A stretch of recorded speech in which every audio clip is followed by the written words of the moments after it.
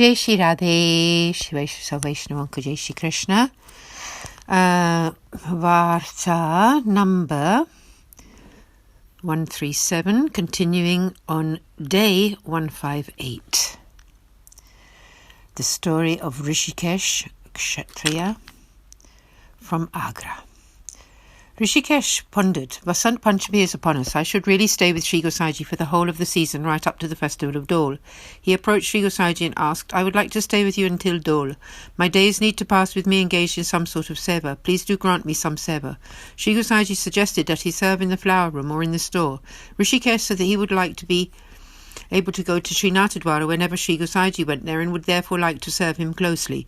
Sri Gosaiji therefore appointed him as a personal attendant, and Rishikesh was happy to accept that position. He served Sri Gosaiji most lovingly, and Sri Gosaiji was very, very pleased with him. On the Vasant Panchami day, Sri Gosaiji first of all played with Sri Navneet Priyaji and then went on to Sri Natadwara. He filled the Lord's water pitcher in the afternoon. Uttapan Seva period. Rishikesh was with him. Sri Gosaiji stayed in Natadwara until the day of the holy Dandaropan festival. On the full moon after that, he returned to Gokul at the Uttapan service. There they played with Sri Navneet Priyaji for 8 days. Rishikesh stayed there in Gokul. Then Sri Gosaiji moved back to Sri Natadwara on the 8th day of the dark half of the moon of Fagun. There he filled the Lord's water pitcher at the afternoon service. Sri Gosaiji stayed in Sri Natadwara until the Dole festival. Rishikesh then composed and sang one Dhamar song in the Kalyan Rag Kalyan. Sing now of the beloved sons of the king of Vraja, whose names are Bala and Mohan.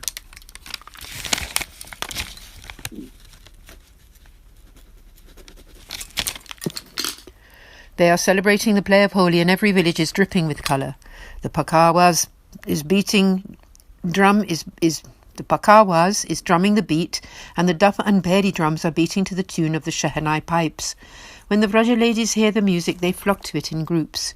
On one side are all the cowherd men from Nandagaon, and on the other the ladies of Gokul. They sling sweet and pleasing insults at each other.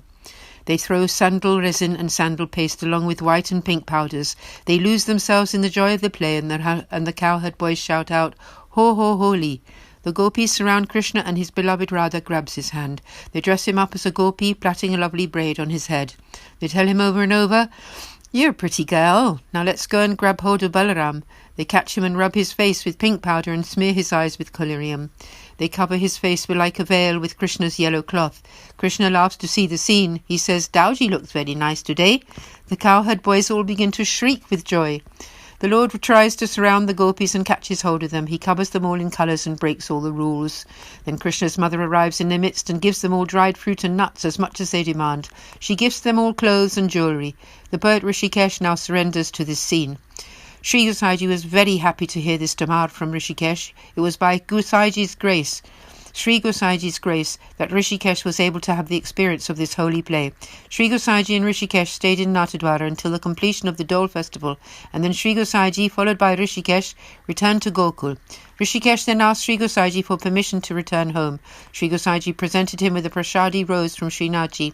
Rishikesh bowed to the flower and then departed from Gokul. He arrived home in Agra on the next day. He put the rose on his personal altar, and every day thereafter had the holy sight of the flower and paid his respects to it by prostrating. He spent many days in this way. Part 2. One day when Rishikesh had completed his seva up to the Rajbhog Arti and had partaken of Mahaprasad, he arose, and at that very moment 2 of Sri Gosaiji's disciples arrived in Agra. They greeted Rishikesh with the Lord's name.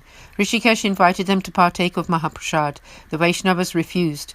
Rishikesh then offered to give them the ingredients with which to cook, along with new pots and pans, so that they might cook for themselves. He said, I have everything already prepared. Please accept.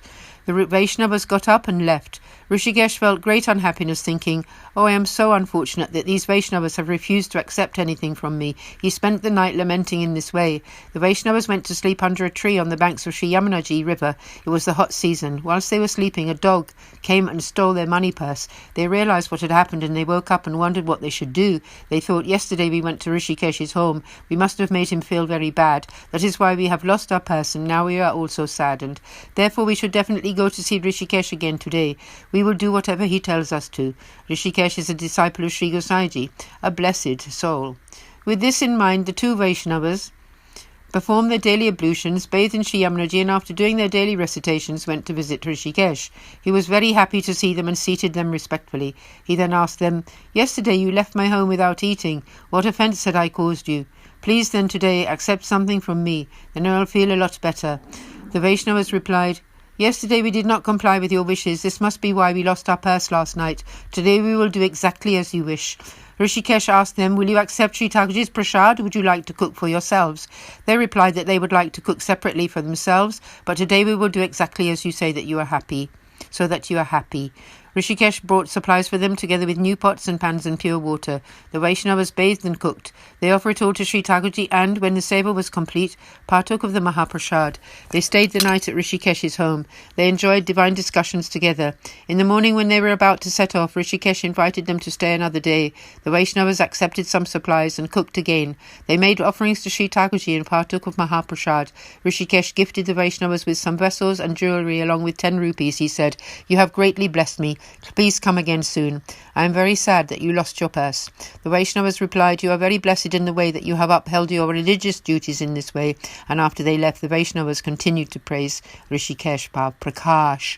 The moral of this story is that one should always welcome Vaishnavas who come to one's home to the best of one's ability and make them happy. Thus concludes Varta 137, the story of Rishikesh, a Kshatriya from Agra, who was the recipient of Sri Gosaiji's great grace and an accomplished Vaishnava. There is no end to his tale. Continuing on today with Varta 138, the story of one Patel who sold his sickle in order to make a donation. Bhav Prakash. This is a devotee of Sattvic disposition. In the eternal Leela, his name is Brahmavidya, who manifests from Sumandira and is thus a form of her divine loving sentiment. He was born into a Patel family in Gujarat. His parents died when he was 20. After that, he earned his living by fetching grass and wood. Some time passed in this way. One day Sri Gosaiji was on his way to Dwarka to have the holy sight of Sri Ranchorlalji. He passed through the Patel's village on the way and set up camp there. Patel caught sight of him and he immediately had the wish to become his disciple. He implored Sri Gosaiji, "O Maharaj, please accept me as your disciple." Sri Gosaiji blessed him by initiating him with the Lord's name and Brahma Sambandh. Sri Gosaiji travelled on to Dwarka. He had the holy sight of Ranchorlalji and then returned to Gokul.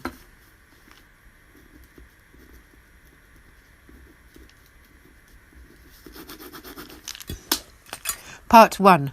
One day a group of Vaishnavas travelled to Gokul from Gujarat. Patel also wished to go to Gokul. Patel earned his living by cutting grass and wood for others. On that day they set out. He was cutting grass near the road. He asked the group where they were going and they told him they were on their way to Gokul. Patel thought it would be very nice if he could go with them. He took only his sickle and his rope for tying bundles with him. On the way he would cut grass and wood for the people in the group and then he would partake of Mahaprasad. If any Vaishnava wanted to give him Mahaprasad without him having done some service, then he would not accept. His thinking was, "I will only partake of Mahaprasad when I have completed some service." He would bring grass and wood and give it to whomever needed it, and lived by this code.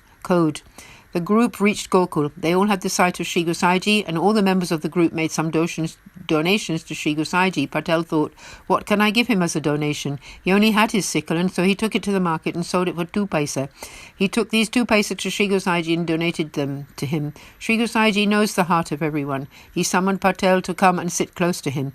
The other Vaishnavas piped up, "O Maharaj, you have not spoken to any of us, but you called this Patel to your side. Why is this?" Sri Gosaiji replied, "This Patel has given me his all in all." He called the store manager over and told him, "Buy salt with his 2 pennies, grind it and mix it in with all the salt in the store." The Vaishnava again questioned, "How can you say that he offered his all in all?" Sri Gosaiji informed them, "The sickle was absolutely everything that he owned. He earned all his living from it. He sold it and donated all the proceeds to me. He did not even think about how he would support himself the next morning." Bali made a huge offering to the Lord, which was outdone by Manik Chand's offering. However, this Patel's gift is even superior to these. Everyone else in your group brought their donations ready to give from home when they came to Braj. They calculated that they would have enough for their expenses on the journey and some left over for donation, and that money would also get them back home. However, poor Patel, the only thing he had was his sickle, and so this was his all in all. He gave it willingly with no other plans. Having said this, Sri Gosaiji gave Patel a plate of his leftover Mahaprasad and kept it by his side. Patel thereafter served Sri Gosaiji all day, and then partook of Mahaprasad before taking rest at night. If any other Vaishnava offered him Mahaprasad, he would say to them, "Please give me some service to do first, and then I will accept." If he could do nothing else, he would make sure they had a stock of cow dung patties for their fuel. After quite some day, the group left Gokul to return to Gujarat. Patel also took his leave, knowing Sri Gosaiji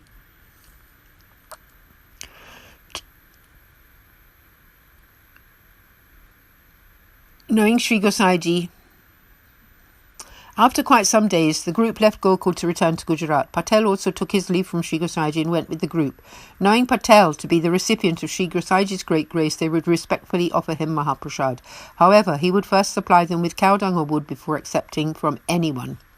In this way, he arrived back home. Then there he continued to always complete his tasks before partaking of Mahaprasad. Sri Gosaiji was always very pleased with him and would often praise him. Bhav Prakash. This Varta reveals the true form of self-surrender. The beloved Lord soon becomes pleased when a devotee is renounced at heart and surrenders their all in all to him. It also teaches that a Vaishnava should make appropriate effort to earn a living. Why? Because the Lord immediately accepts that money which has been earned through honest labour. A devotee should serve a Vaishnava in some way before accepting prasad from them. Otherwise, the most important divine sentiment of servitude will not be sustained in the heart. Repeating, Bhav Prakash. This Varta reveals the true form of self-surrender. The beloved Lord soon becomes pleased when a devotee is renounced at heart and surrenders their all in all to him. It also teaches that a Vaishnava should make appropriate effort to earn a living. Why? Because the Lord immediately accepts that money which has been earned through honest labour. A devotee should serve a Vaishnava in some way before accepting prasad from them. Otherwise, the most important divine sentiment of servitude would not be sustained in the heart. Thus concludes Varta 138, the story of one Patel who sold his sickle. He was a recipient of Sri Gosaiji's great grace, an accomplished Vaishnava, and there is no true end to his tale. Jai Jai Shri Radhe. Sab Vaishnavan ko Jai Shri Krishna. Aaj ke Anand ki Jai ho. Jai Shri Radhe.